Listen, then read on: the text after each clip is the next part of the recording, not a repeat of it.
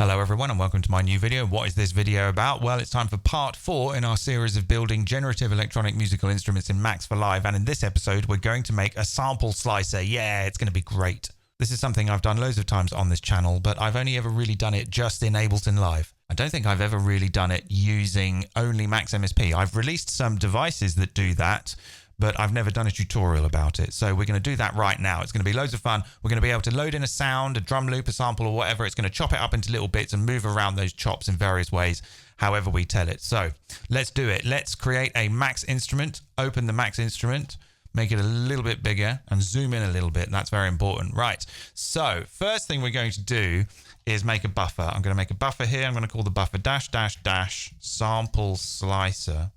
And I'm going to put a sound in that buffer in two ways. First with a replace message, and second with a prepend replace message via a live.drop.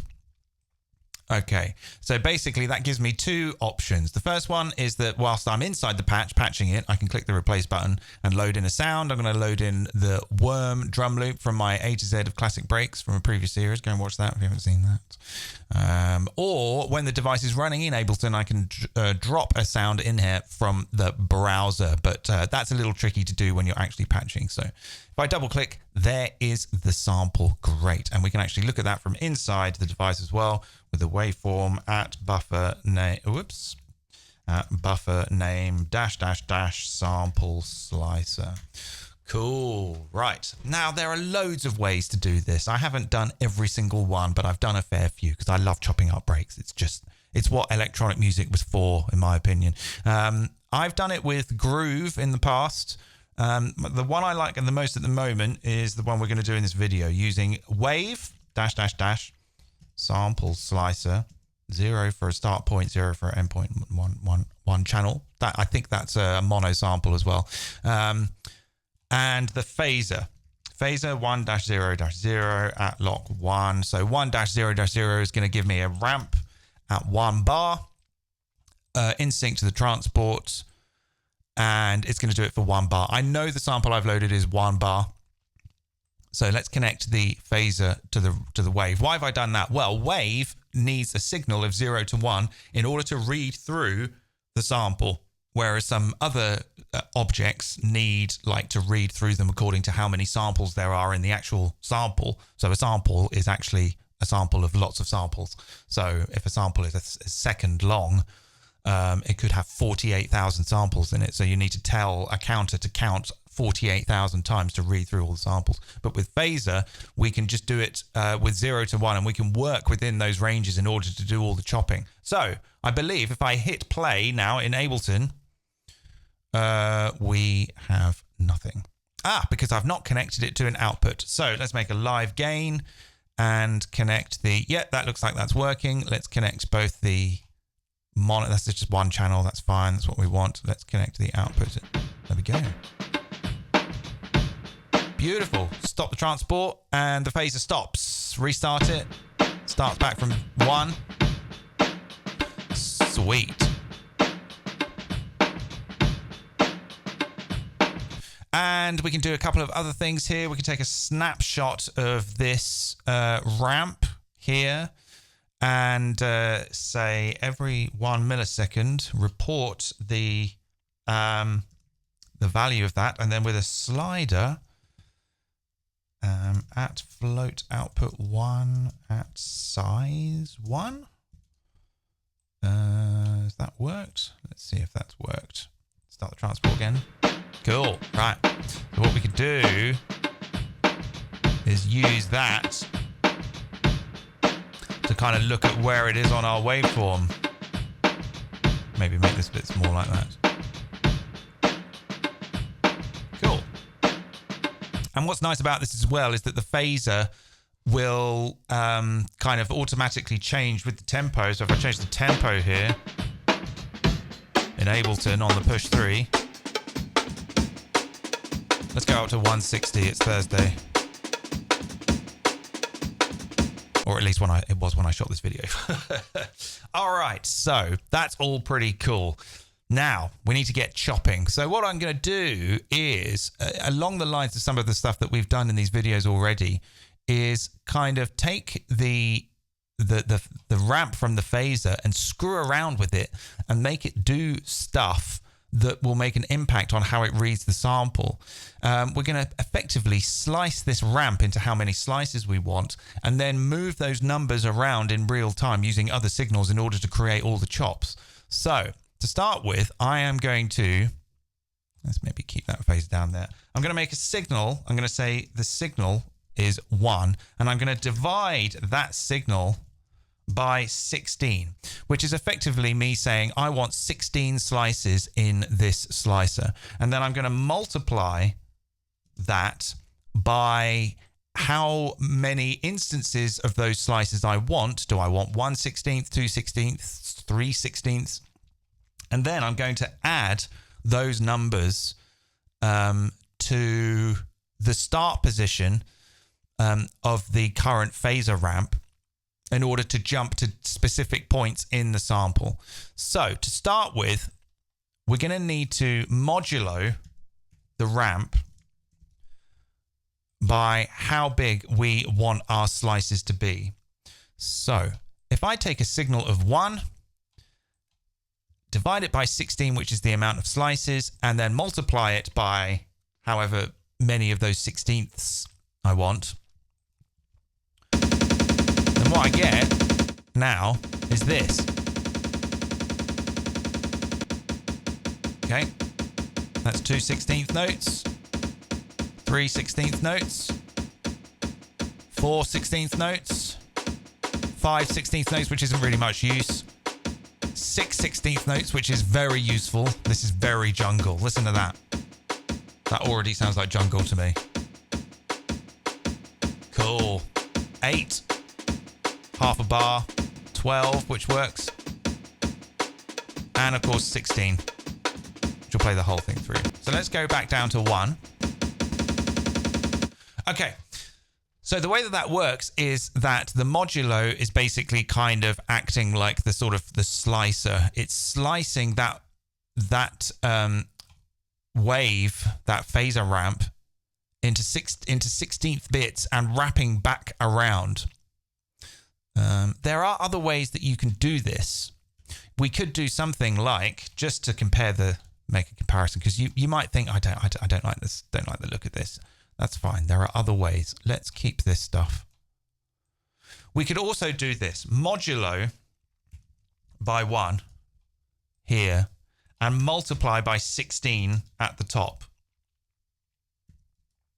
And then what you'll get is, on this signal, we won't see because the ramp is now going from 0 to 16 or 15, which is off the scope. But if we modulo that, we get this. So now what we've done is effectively kind of multiplied that signal, but it's still going from 0 to 1. This will sound quite funny. Listen to this. Yeah. That's playing a 0 to 1 ramp at 16th notes, which is kind of not what we want. What you can do is then now divide that back down, divide by the number of slices that you set with the multiply, and then you get the same thing. 6 of one, half a dozen of the other, I believe is the expression. So they are the same thing. I kind of like this one because this is the one that I've sort of baked into my brain, and they're the same. Right. So now what we can do, this is kind of our slice. We need to make some comments here. Let's make a comment. Let's say that this one is slice, how many slices we have. And then this is the slice length. And then we're going to need to make one for our start. Let's say slice offset. Okay. So we're going to need to make another modulo because when we add signals to our ramps, they can go off the range of 0 to 1. The modulo will, what have I just done? That's a plus. Sorry. Modulo 1. When we start offsetting ramp signals, we need to stay within the range of 0 to 1. So modulo 1 will wrap that signal back round. Now, let's put this plus in here, this is going to be our sample offset. So I need to think about this. Okay, this is what I'm going to do for my slice offset. I'm going to make a signal of 1. And I'm going to divide that by how much I want to move through the sample. Because even though that I'm slicing in 16th notes and I've got like different lengths, multiplications of those slices, I might not want to go to the 3rd 16th note whilst I'm slicing about. I might maybe only want to go on the kicks and the snares. So let's divide 1 by 4, which is 0.25, and then multiply that by the position with this number. So what we'll have is, if we multiply by 0, that's the start. If we multiply by 1, that's a quarter of the way through. By 2, that's halfway through. And by 3, that's 3/4 of the way through. So if we add that to here, now we can start moving around the slices.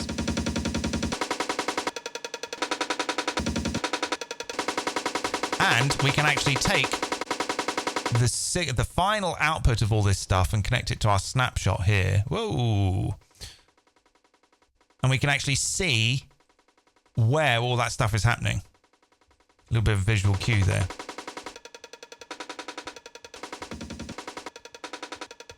Okay.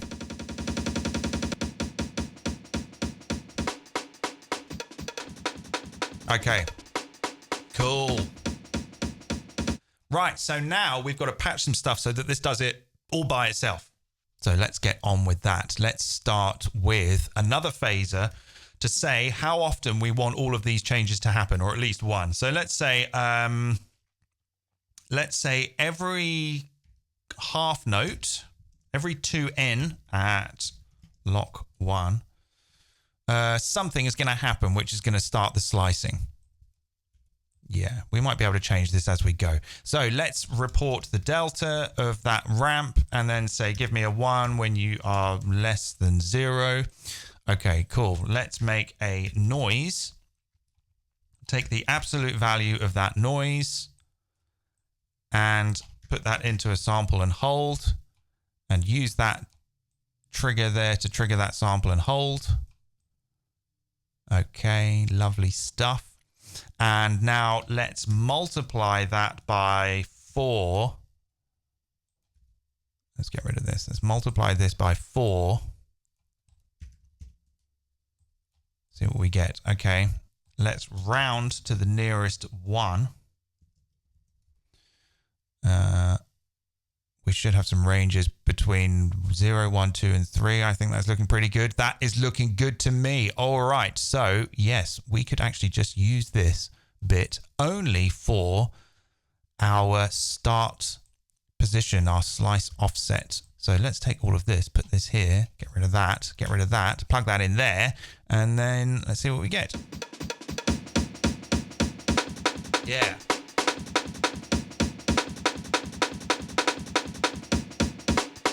Yeah. Now, if we wanted that to happen at a different rate, then we could maybe do something like this. We could make a live, let's make a live.menu, right click, go to prototype and go to note values. And then all we need to do is just connect, I think, we can just connect the middle outlet of this U menu to the input of this phaser. And now I can say, every 8th note, change the start position. Every 16th note. Yeah.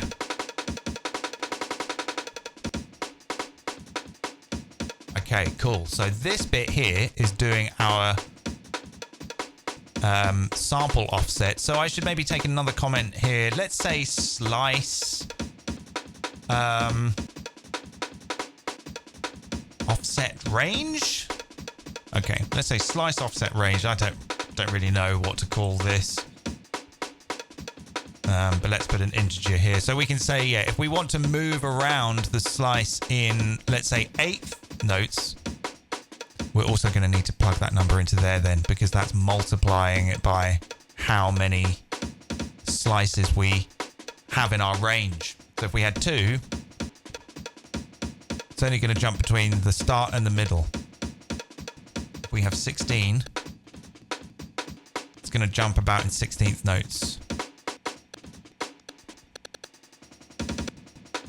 I like 4.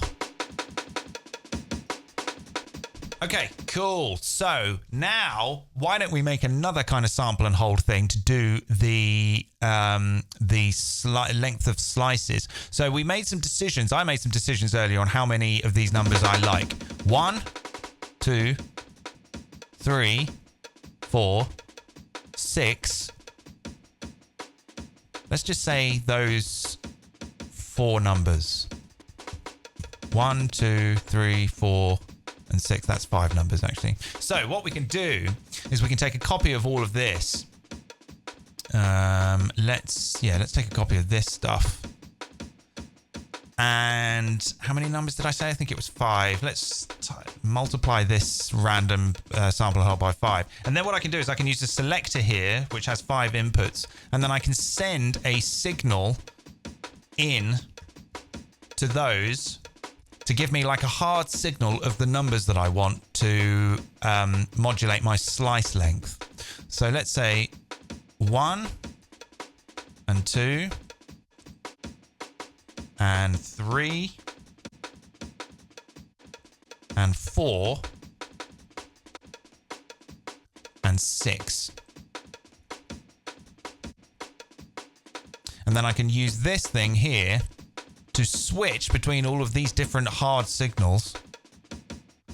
And then what we get on the way out is some numbers. Okay, plus 0. So why is that happening? I think I might need to add 1 again.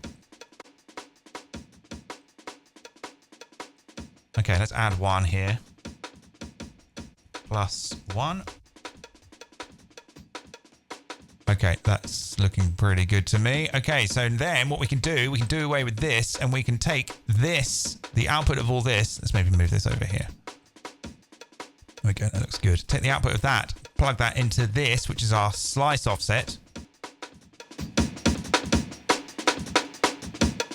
So you can hear how it's changing all the... Yeah!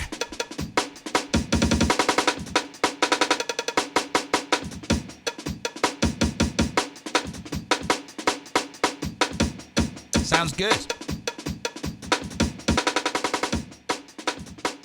We could maybe take this idea a little further. Let's take this.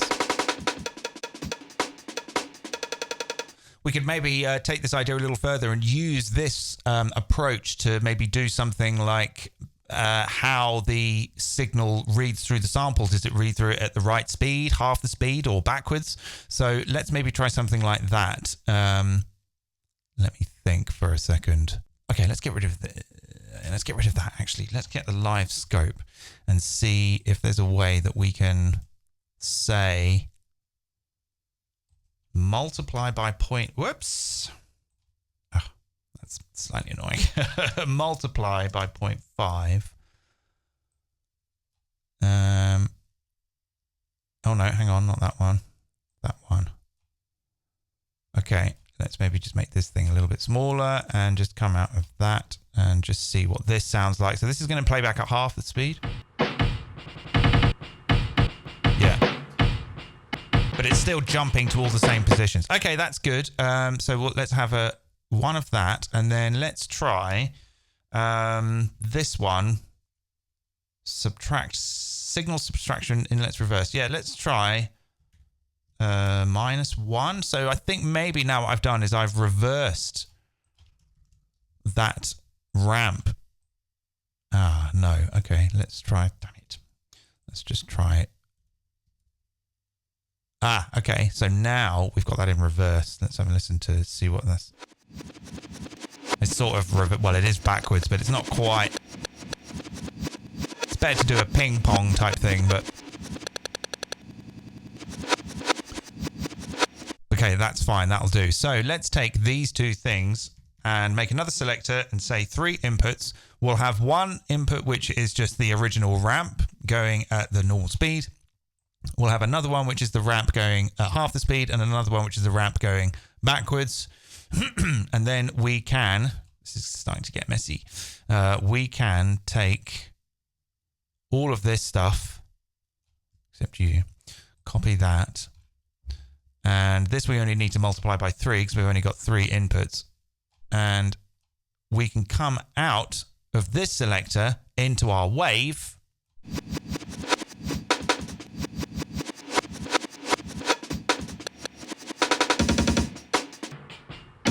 Yeah.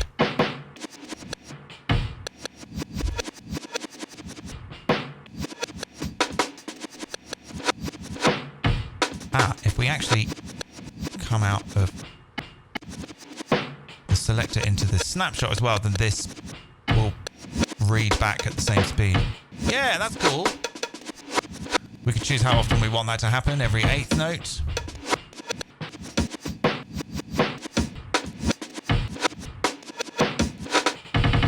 Yeah, okay, modular breakcore here on Ned Rush. This is what it's all about. So we're going to need to give these some names. So let's say this is the slice offset rate.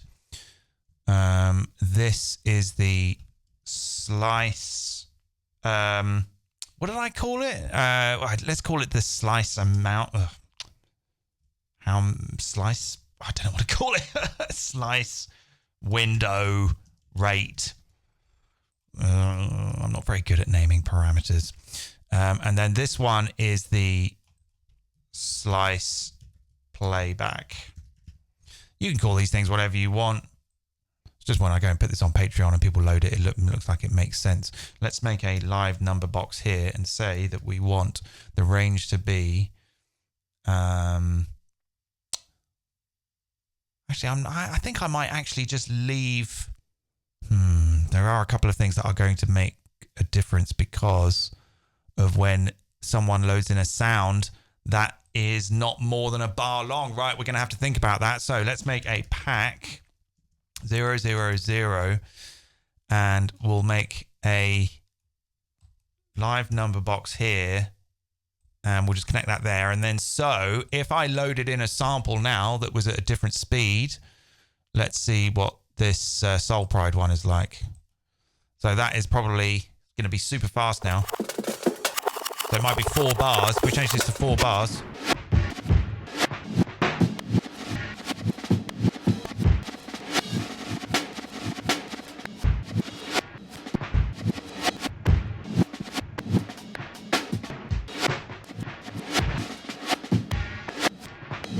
Yeah, so we might need to...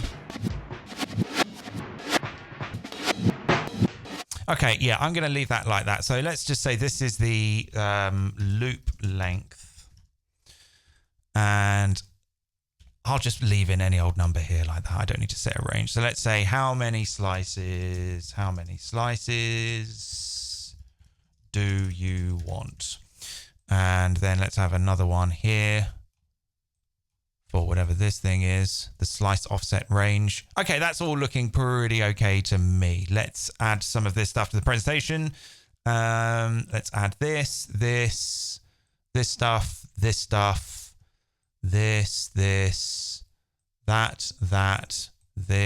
that. That's all looking good. Let's go Command-Shift-P. That's now all added to the presentation. Let's go to presentation mode. Let's do Command-I, go to the Patcher Inspector, click Open in Presentation. Let's close that. Okay, let's maybe start with this. Let's put that there. We could maybe put that underneath it to show that it's doing stuff. How long our loop length is. How many slices do we want? I've labeled this like a PowerPoint presentation. Slice offset range, and then we'll have the slice offset rate. I wonder if I can fit these all in here. The slice window rate and the slice playback. Okay, a little squished, so let's move some of these up a bit. You know what? Let's do it like this. That's better. Okay, I'm not going to make it super neat. This is just it's a tutorial. You don't need to put that much work in. Okay. In fact, let's deliberately make them messy. Right. Okay, put that there. That's our output. Let's have a listen. Let's try a different sample. Let's try the Amen. Try the Amen.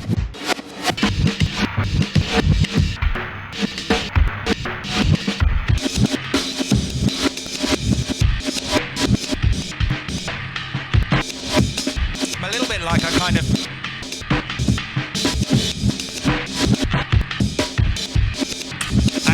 You know what I'm going to do? I'm going to maybe actually ditch this. Yeah, I'm going to ditch this and make this just like a slider that you can control, because I think it's doing a little too much of that. And I want to maybe just have some control over that. So I'm going to delete this stuff and maybe just put in a live slider, which is going to go from 1 to 3. And it's going to be an integer. And we can actually label it playback style.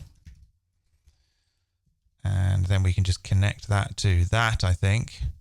But maybe let's do it.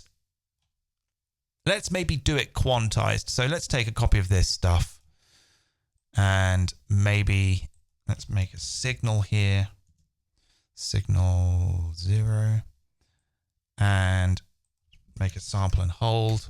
And then we can say that we can quantize that when we change the playback. So let's start this again.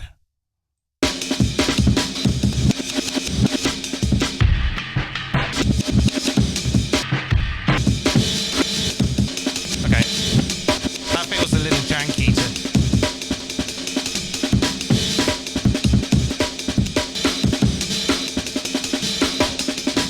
Yeah, it sounds good though.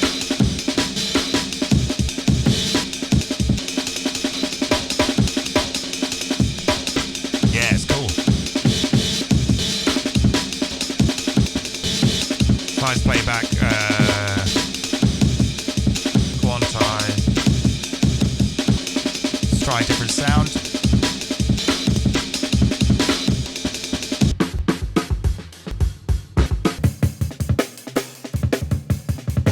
There we go. So we've made a generative sample slicer in Max for Live. Isn't that good? Let's give this a name now. Let's save it. Save it in our special folder that we've got. So we'll call it EP4 sample slicer. Cool. And then let's go to set device width. Zoom out a little bit. Put that in there. It's a little bit wide. It's a quick and dirty interface.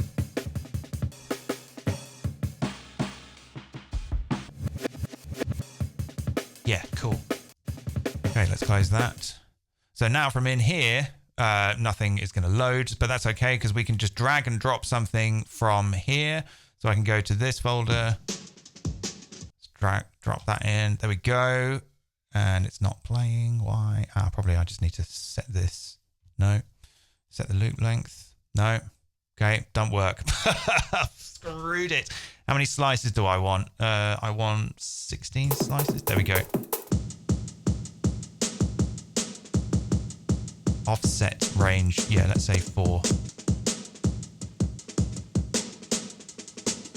Yeah, it's good. Isn't that cool?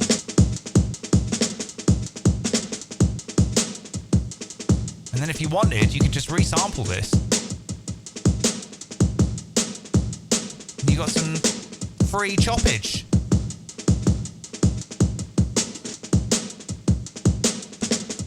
Yeah.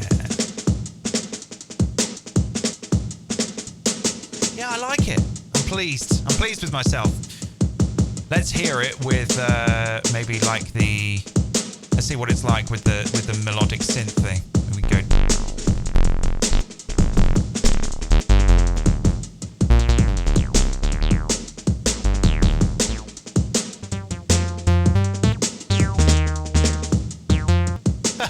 Okay, I am gonna need to make a better bass. Yeah, so we'll be back for episode 5, part 5 or whatever, where I'll make like a more exciting bass synth. This is just sort of a generic. This mono synth is perfectly fine, but it's not that good. It needs to be better. Must be better. So there's so much more that we can cover. I want to look at making polyphonic effects, like a polyphonic pitch delay, I think would be very interesting. And we can look at generative effects processors. What else can we look at? Yeah, there's so much stuff. Generative, like I really want to make something where you can just click a button and it randomizes a kick drum. And then you can just get a near infinite supply of kick drums without having to use any of this AI stuff or whatever. But you can use that if you want. It just seems to be making people feel quite prickly on the internet, I've noticed. It's a touchy subject. Yes, it is.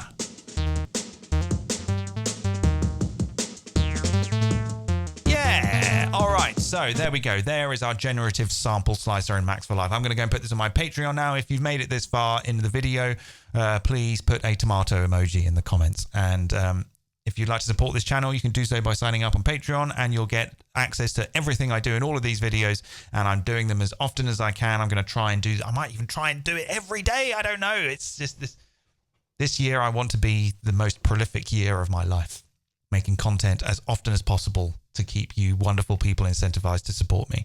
So that's it. Don't know what I'm going to do for the next episode, but we will see you for that very soon. Okay, thanks.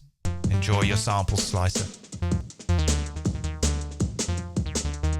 Cheers. See you. Bye.